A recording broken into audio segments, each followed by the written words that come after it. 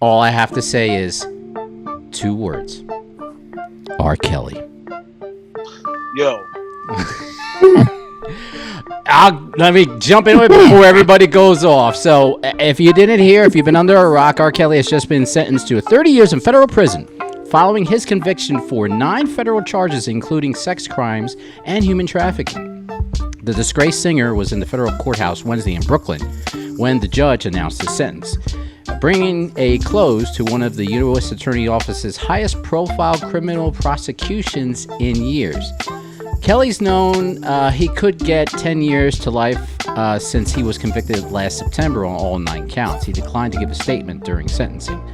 But as reported, federal prosecutors had recommended no less than 25 years in prison based on the severity of Kelly's crimes.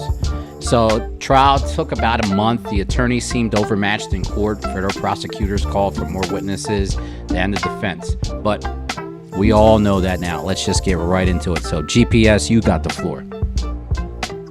Okay, now, we all grew up with R. Kelly, okay? We all remember the shock when we heard about his first marriage when he was 30 and Leah was 15. Yep. And it was just like, what the hell? Mm-hmm. Really? Okay? That came and went. A lot of songs, a lot of albums got made, and then boom. Now he's right back at it again, doing the same thing again. Mm-hmm. Except now he's 50, doing the same thing. Mm-hmm. I'm not surprised, Mm-hmm. but at the same time, I am surprised. I hate to see a brother go down like this. This is terrible. I think he probably needs some help. Mm-hmm. And has needed some help, except there was nobody around to give it to him. Nobody around to say to him, hey, look, you got out of this once. You might want to slow this down. But it didn't happen, and here's where we are. Now, mind you, that's just New York. He's still got to go back to Chicago and maybe even California. I don't know. I know it's definitely Chicago. I don't know if there's another one behind that. But Okay.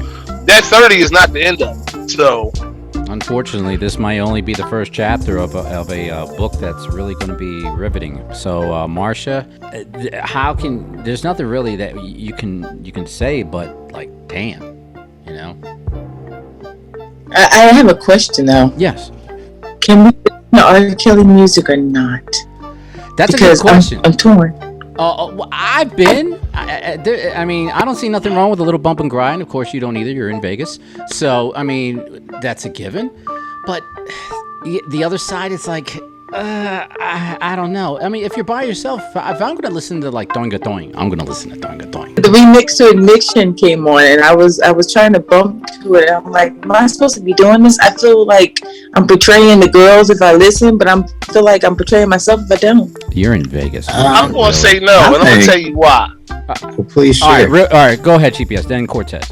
Because it's not like he ran around in a black or white van with the windows blacked out and snatched these girls off the street. Okay. The parents, who also need to be on the stand, took them there and brought them to him under the guise, under the Tutelage. under his Very tutelage. good. They were going to be stars. Now, I understand it takes a few years for somebody to develop as an artist. You got to teach them brand new from ground zero. But if they haven't produced anything, 1 year, 2 year, 3 years, 4 year, 5 years, I mean, y'all haven't seen these kids in how long? Mm-hmm. I also have to blame the parents, because nobody is just going to let their kid go out here unsupervised underage and not know where they are and how to get to them. Just not. Mm-hmm. Very true. Very true. Cortez, go right ahead. I will continue to listen to his music.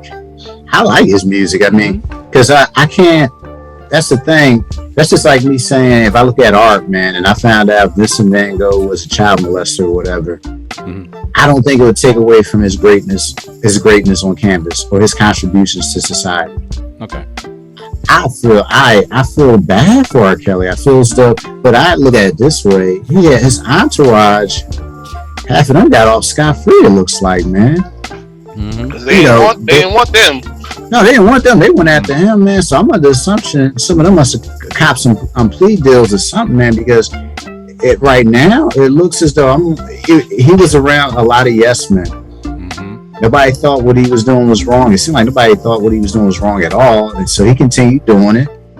But he probably had that one person in his camp that probably say, "Yo, I think this is wrong what he's doing," and they probably fired that person for speaking out because nobody said no to R. Kelly. Now, this is a wake-up call to all you celebrities out there that's doing this undermined type stuff. When you out here thinking that you are Teflon Don, and you think that you are untouchable because of some of the stuff you're doing, it catches up to you. I mean, I think R. Kelly had to sell off his whole entire catalog. I kept hearing that.